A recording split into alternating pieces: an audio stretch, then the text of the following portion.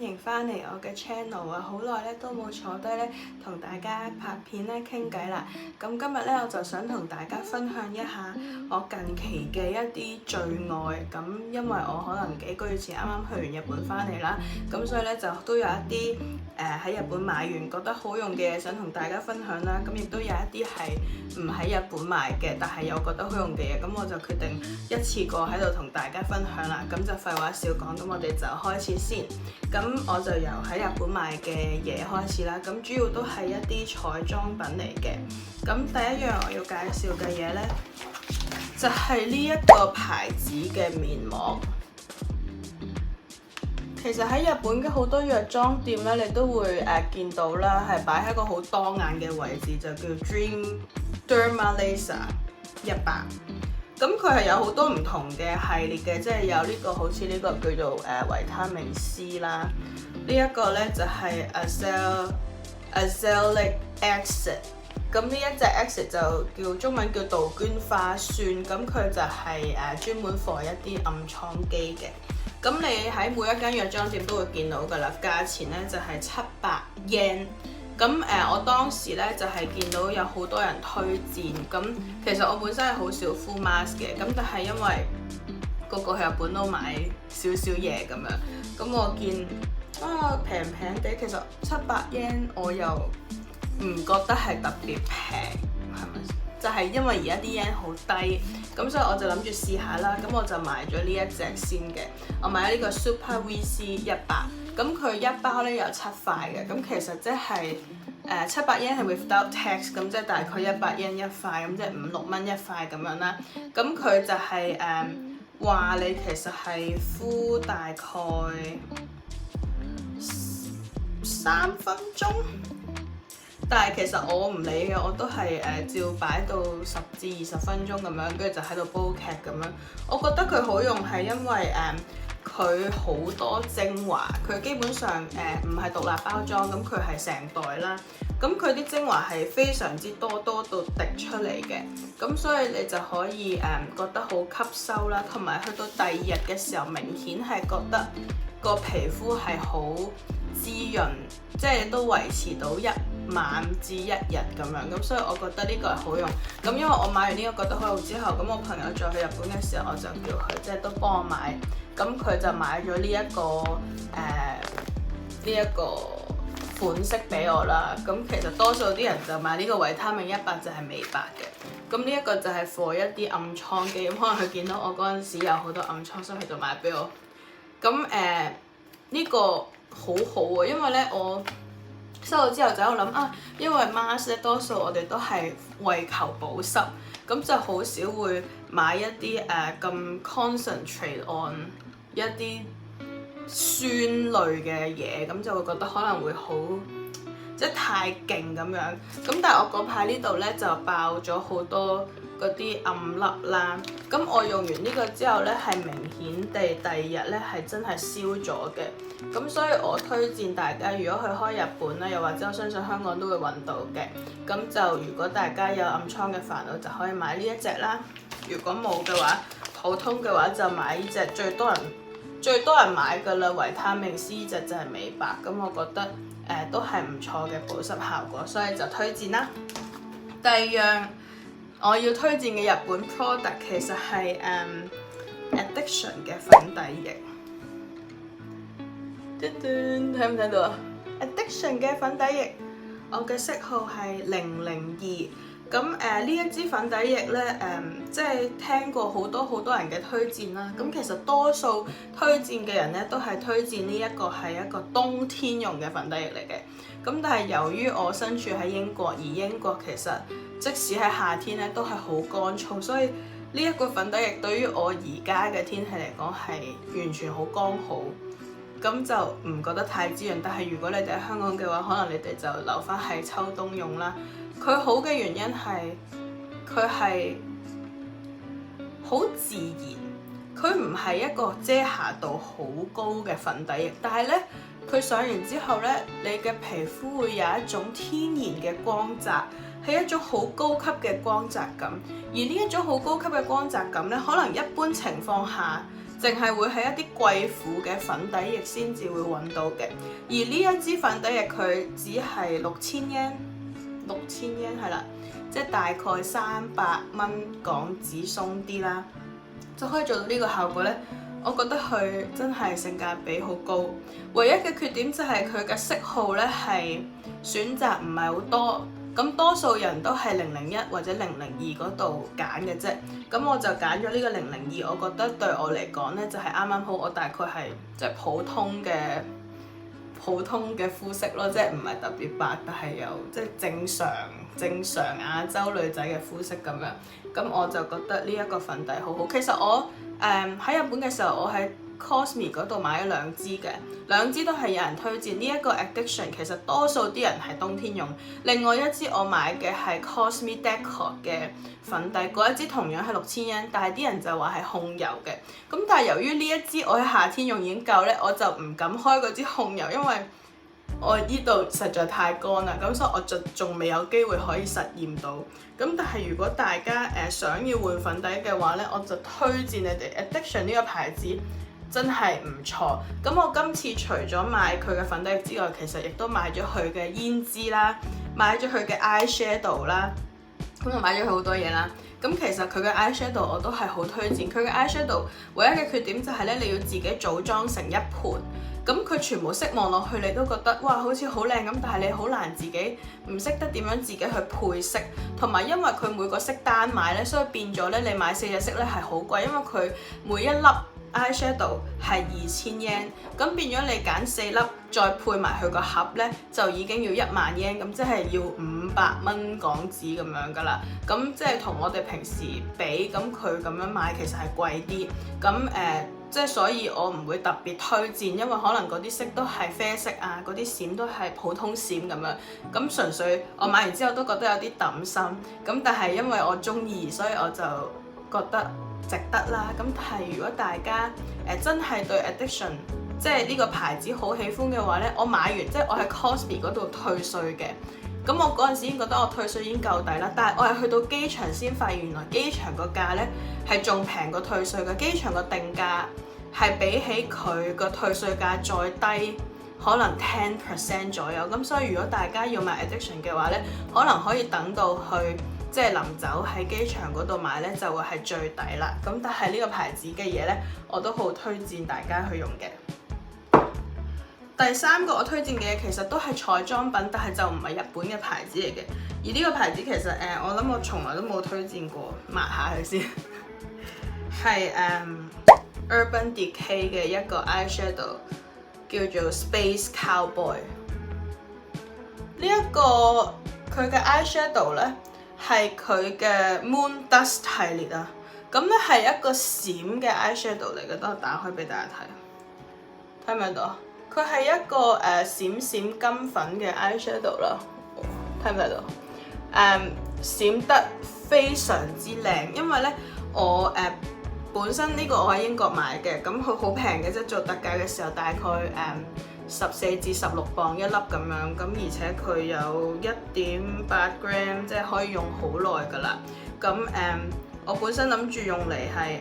求其買嚟湊單咁樣，點知咧一用之下驚為天人，而且咧佢係有2隻色嘅，一個即係2個 cowboy 色㗎，呢個就係金色嘅 cowboy， 另外一個係粉紅色嘅 cowboy， 但係呢一個香檳色嘅 cowboy 係靚到揼一聲，你只要用一個好普通嘅 matte 嘅 eyeshadow， 然之後再搽呢個上去，你已經覺得係哇好靚啊！個閃粉真係我而家一定要 show 俾大家睇，我希望可以展現到俾大家睇佢嘅美貌。見唔見到？佢係好subtle，但係咧係好靚。佢唔係嗰啲好 loud 嗰啲閃粉啦，但係咧又會係存在感好強。即係閃得好靚好密啦，但係咧又唔會覺得太搶喎，咁所以我就好中意佢啦。咁就推薦大家，同埋咧我係呢一個 Space Cowboy 咧，我基本上係日常用嘅，即係我個人好得意嘅，我出街同埋翻工咧係會用2套唔同嘅化妝品，因為我覺得翻工係唔值得我用靚嘢，咁所以呢一個咧其實我係普通出去或者翻工嘅時候用嘅，咁但係譬如有一日我諗住求其去見個 friend， 咁就化一個翻工妝咁樣，跟住就係我平時嘅 routine 就係用一個 matte 嘅啡色 eyeshadow 再加呢個，跟住就出去噶啦。跟住我嗰日就坐咗喺佢個廳嗰度，有一支燈射住我，即係咁啱有個燈喺佢屋企咁樣，我就坐咗喺嗰度飲一杯茶。跟住個 friend 喺好遠嘅時候就話：哇，你個 eyeshadow 好靚喎！因為可能喺燈光之下，佢嗰個閃好明顯，即係好似波光咁樣，即係你明唔明啊？好似水波咁樣，即係好似喺陽光之下嘅波浪反光咁樣。好靚，所以如果大家最近想買一啲閃閃嘅 eyeshadow 咧，我覺得你哋可以睇下呢個 Urban Decay 嘅 Space Cowboy。好啦，下一樣嘢咧都係一個彩妝品嚟嘅，咁但係就係一個台灣牌子。其實呢個牌子咧我已經係用咗好耐㗎啦，我諗有好幾年時間，但係我唔印象中可能我冇同大家介紹過呢個牌子嘅。但係呢一個牌子咧，其實係我好幾年前一個朋友，一個台灣嘅朋友，佢係一個彩妝師、美妝師，咁佢同我推薦呢一個牌子。咁呢個牌子就係一個台灣嘅一個美妝嘅 blogger 去研發嘅。咁嗰個美妝嘅 blogger 叫做 Alice， 咁所以呢一個牌子咧就叫做 AM Fairyland， 咁就 Alice Makeup Fairyland 咁樣。咁佢嘅 product 咧，全部都係即係包裝都係好少女啊，好簡潔咁樣。咁喺我有用佢所有 product， 即係我有佢嘅化妝掃啦，我有佢嘅光影啦，我有佢嘅 eyeshadow 啦，即係基本上嗰陣時我係買晒佢所有嘢，並且淨係用佢嘅牌子嘅嘢，我已經覺得係好好咁樣。咁但係咧，因為我越嚟越貪心，咁又眼影嗰啲都會換嚟換去，唯獨有一樣嘢我覺得係至今仍然未揾到替代，就係佢嘅遮瑕膏啦。咁大家都知道，我好似上一條片介紹 Favorites 嘅時候咧，都係有介紹遮瑕膏。可想而知，遮瑕膏對我嚟講咧係幾咁重要咧，因為我本身真係有幾多瑕疵嚇，我本身係都容易出暗瘡啦，咁而且塊面泛紅啦。只有呢一個遮瑕膏咧，係我覺得係超好。等我掹咗2支嘢落嚟先，係我啱啱今日先開嘅，咁所以大家會睇到好靚。點解咧？點解會我今日先介紹咧？因為我之前都用晒，就係因為我之前用晒呢一個遮瑕膏，我喺英國先至會試其他牌子嘅遮瑕膏，但係其實我心心念念都係呢一個遮瑕膏，所以咧我係用盡方法係由台灣寄翻香港，然之後我阿妹再喺香港寄翻嚟英國俾我，就大家就知道係幾咁中意佢。呢一個遮瑕盤不得了，佢好滋潤啦，佢有4格啦，可以遮晒你嘅黑眼圈同埋你嘅暗瘡啦。佢最近仲出咗另一隻色咧，就係 for 一啲瑕疵比較少嘅人嘅遮瑕盤。咁但係因為我啲瑕疵勁啦，我就用翻佢呢個原始嘅。佢個名叫做雙效遮瑕盤。咁咧佢好好嘅，喺後邊佢都會教你唔同嘅色啦，係用喺邊度，校正啲乜嘢，亦都會有好多教學教你譬如遮暗瘡點遮啊，遮印點遮啊，或者遮黑眼圈點樣遮啊。咁我覺得佢講解得好好啦，同埋咧我至今咧仲未揾到一個比佢更加好嘅遮暗瘡嘅遮瑕膏，因為佢係膏狀。而我有陣時試過嚟到英國嘅時候，我試過用 NYX 嘅膏狀遮瑕膏，都係類似有唔同嘅調色遮瑕膏，但係始終都唔及呢一個好。咁而因為佢而家升級咗滋潤咗，所以我而家喺英國呢一個天氣今日係用到嘅。但係我唔知道冬天嘅時候會唔會對我嚟講都係太乾，但係我相信如果你哋喺香港嘅話，絕對冇問題。咁所以我就好推薦你哋買去。佢唔平㗎，佢係台灣牌子，佢可以送去香港嘅。咁佢嘅價錢應該係台幣大概1600蚊台幣咁樣，咁可能圍翻係咪呢？或者1200蚊台幣，即係總之絕對唔係一個廉價嘅開架牌子嚟嘅。其實可能除翻開都要港紙，應該冇咁貴喎，1280。呢個我要 check 一 check， 但係佢唔係一個平嘅開架牌子，唔係100蚊嗰啲，可能都要200蚊咁樣，但係絕對值得。如果大家即係有即係一直以嚟都揾唔到好嘅遮暗瘡嘅遮瑕膏，我就推薦大家用呢個。至於黑眼圈，其實佢嘅黑眼圈都非常之好。如果你哋唔介意自己調色嗰啲呢，我都推薦你哋買呢一個。其實佢嘅 eye shadow 都係非常之好。咁如果大家即係咁啱，即係想買嘢嘅話，都可以睇下佢呢個 brand， 我覺得都係非常之唔錯嘅。咁接住落嚟嘅推介呢，就係一啲類似係生活或者日用品嘅嘢啦。咁呢一個就係一啲比較英國嘅嘢啦。咁我而家要介紹呢一支係一支非常之細嘅一個好迷你嘅一支嘢。Shelley Price 咧係一個英國嘅一個牌子，係做一啲香薰嘅東西嘅。咁呢一個係一個 Chamomile Eye Care， 就係洋甘菊嘅滴眼液啊。係啦，我都係有一日上網嘅時候睇到有人推介啦，佢嘅成分就係洋甘菊。咁咧佢有人就講話洋甘菊係明目清熱。你啱啱第一次用嘅時候呢，你會覺得好辣，但係咧你用慣咗之後呢，你會覺得好舒服，就係因為洋甘菊對眼睛好好，咁你就咁滴落去咁樣啦。哇！頭幾日我用呢一支嘢嘅時候真係好辣好辣，咁呢，我就睇嗰人講話，如果你辣即係代表你眼球嘅狀態唔係好健康咁樣，咁但係呢，我堅持用咗大概1個禮拜之後呢，我每一朝瞓醒，我覺得自己個眼睛係好清楚，我唔知點同你形容，即係每一日好精靈啊！即係有陣時你隻眼會覺得好攰，或者係就係好似好冇神咁樣。但係我自從我每一晚臨瞓之前滴佢啦，我每一朝一打開都覺得自己好精靈咯，即係自己隻眼好精神，好有神啊！咁所以呢，我其實呢個係第2支㗎啦。咁可想而知我係幾咁中意佢，我亦都揾唔到替代。佢嘅價錢係10磅9磅半，一支好細支10 ml， 而且呢係開封之後1個月就要抌㗎啦。如果用唔晒，你就只可以愛嚟按摩啊咁樣，因為佢係冇防腐劑啊嗰啲咁樣。咁但係我唔知道到底係咩神奇嘅東西，但係呢，我覺得我好推薦大家，如果大家平時隻眼睛係攰，因為呢，我以前因為我戴 con 㗎嘛。咁我戴 con， 但係有陣時除完 con 之後，即係隻眼會覺得好乾啊！就算戴 con 都會覺得隻眼好乾。自從我用咗佢之後，我冇再滴過眼藥水啦，我冇再需要用過眼藥水，所以我就覺得佢極度神奇，而且真係有一種好明目嘅感覺，即係好似好，我唔知點形容啊！即係總之覺得隻眼好舒服，好舒服嘅感覺。咁所以我好推薦大家，如果大家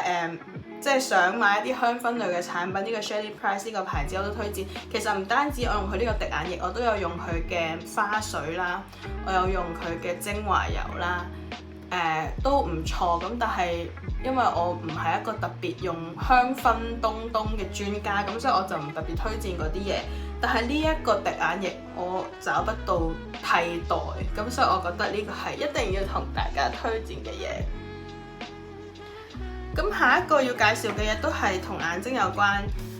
就係同眼睛或者隱形眼鏡嘅護理有關嘅，係呢一個，佢係一個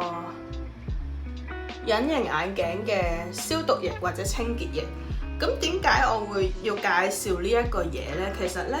喺我用呢一支嘢之前呢，我同大家一樣都係用普通喺萬寧買到嗰啲博士倫嘅隱形眼鏡護理液，而我每一日都係戴 con 嘅。但係呢，我平均大概每1至2個月呢，隻眼都會發炎1次，而且呢係同一邊眼都係左眼。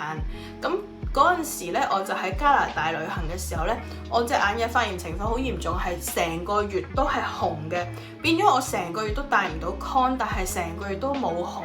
因為我一路旅行緊，我又揾唔到一啲啱用嘅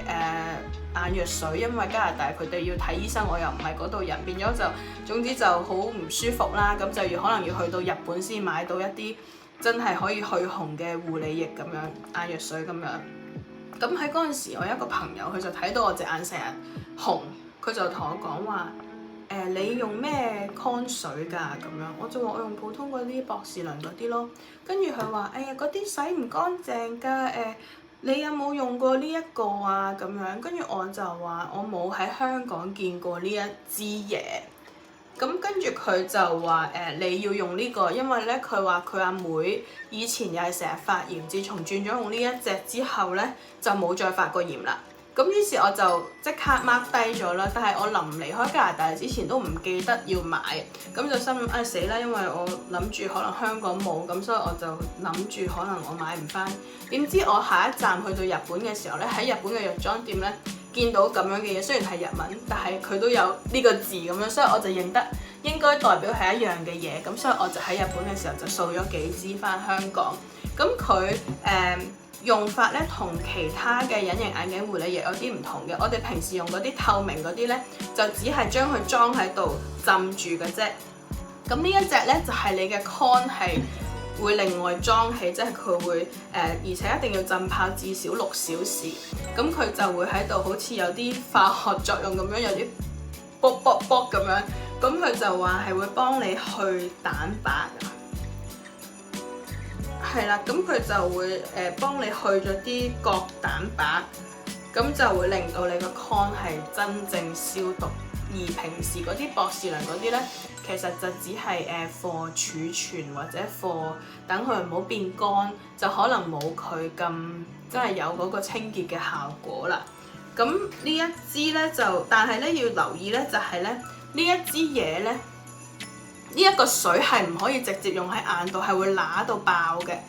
所以咧，我浸完呢個之後，第二朝咧，我臨用攞個 con 出嚟之前，我都要用普通嘅隱形眼鏡嘅水再沖一沖我副 con 先至戴。但係自從我用咗佢之後咧，我就冇再發過炎啦。我隻眼係冇再發過炎，應該用咗已經2年啦。呢2年我都冇發過炎，就係因為佢，所以我好推薦大家，如果你哋同我一樣戴 con 啊，同埋都有眼睛容易發炎嘅煩惱咧，你哋真係可以試下呢個。但係咧，我當時喺香港咧係揾唔到有得賣嘅地方，咁所以咧我嗰陣時唯有就係去日本旅行嘅時候就買3-4支咁樣，就嚟用完嘅時候咁啱又去日本旅行，咁又再買啦。咁但係我唔知有冇其他地方有，但係嚟到英國之後呢個就好容易揾到，咁所以就感恩我而家有好多支，咁就唔需要喺日本先可以買到啦。咁但係即係如果大家同我一樣係日日都戴 con， 其實 con 嘅清潔同埋護理咧係非常之重要。咁所以咧我覺得有必要同大家分享呢一樣嘢啦。好啦，咁介紹完一啲護膚品或者一啲生活用品之後咧，就介紹一啲我最近覺得好靚、好開心，但係又唔係好重要嘅嘢。但係因為我呢個係我嚟到英國之後嘅一個新嘅興趣啦。因為有陣時即係可能喺英國咧，尤其是啱啱嚟嗰幾個月咧，有啲無聊。咁無聊咧，我就好中意學嘢，我就會自己上 YouTube 嗰度學好多唔同嘅嘢。咁塔羅牌咧就係我其中一個自學嘅嘢。咁大家都知道我好中意占星啊或者唔同嘅嘢啦。咁塔羅都係一個我非常之感興趣，但係之前喺香港嘅時候一直覺得好似冇乜緣分去學習嘅一樣嘢。咁但係嚟到英國之後，因為有好多時間啦，咁我就睇好多唔同嘅 YouTube 片去自學，咁就日日練習咁樣啦，咁就所以就學識咗塔羅牌。咁而自從學識咗塔羅牌之後呢，就一發不可收拾地買牌，因為實在太靚啦，唔同嘅塔羅牌都好靚。咁所以我就推薦兩副咧，我最近覺得非常之靚嘅塔羅牌俾大家。如果大家咧都中意，就算係我嚟收藏或者大家都有玩開牌都好。咁第一隻呢一個叫做 Black Seed Tarot 啦，咁其實係一個新嘅塔羅牌，好似今年先至出嘅。佢咧都係動物嘅主題啦，非常非常之極度靚啲牌，大家睇下，睇唔睇到？非常之靚，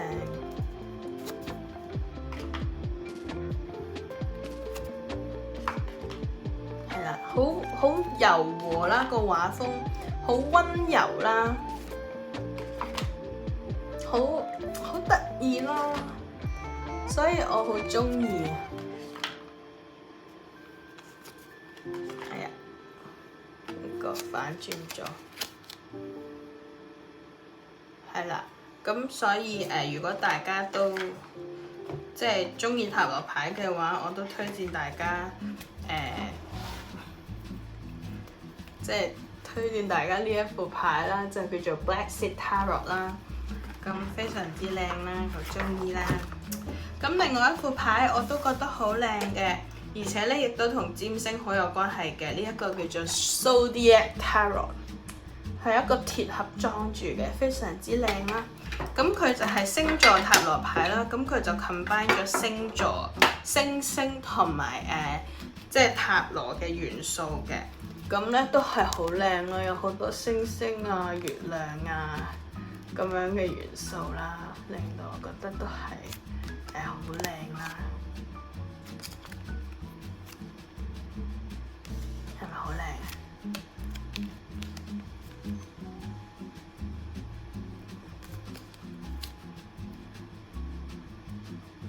係啦，即係純粹同大家分享下我近期好中意嘅嘢啦。咁就係有呢兩副塔羅牌啦。咁如果大家都係即係玩開塔羅牌啦，又或者都好中意一啲好可愛嘅畫風嘅話，咁都不妨可以考慮下買呢兩副塔羅牌啦。